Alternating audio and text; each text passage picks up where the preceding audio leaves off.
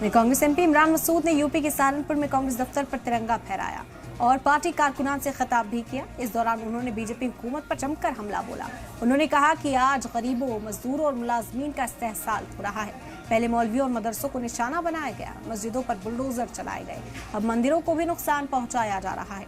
उन्होंने कहा कि कुछ लोग सनातन धर्म के नाम पर नफरत फैलाने का काम कर रहे हैं। इमरान मसूद ने लोगों से अपील की है कि अगर आइन को बचाना है तो फिर कांग्रेस के साथ जुड़ना होगा।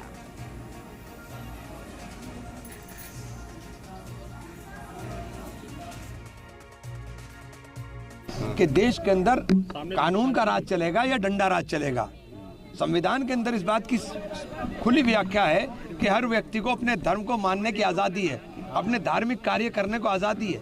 लेकिन ये सबके ऊपर जब डंडा मैंने कहा ना, आग लगती है तो फिर वो घर नहीं देखती है। अब ये पहले आपने मस्जिदों पर और मदरसों पर बुलडोजर चलाया, अब आप मंदिरों पर बुलडोजर चला रहे हैं। अब आप शंकराचार्य जी को बेइज्जत करने की कोशिश कर रहे हैं। देखिए, कांग्रेस मुस्लिम की बात नहीं हुआ, मुस्लिम शब्द आप सिर्फ कह रहे। देश के अंदर ये जो हालात हुए हैं, इस हालात के अंदर लोगों के अंदर कमजोरी इसलिए है कि कांग्रेस कमजोर होगी। कांग्रेस को मजबूत कीजिए, संविधान मजबूत होगा तो आम आदमी मजबूत होगा, और कांग्रेस मजबूत होगी तो संविधान मजबूत होगा। बस बुनियादी बात इतनी सी है।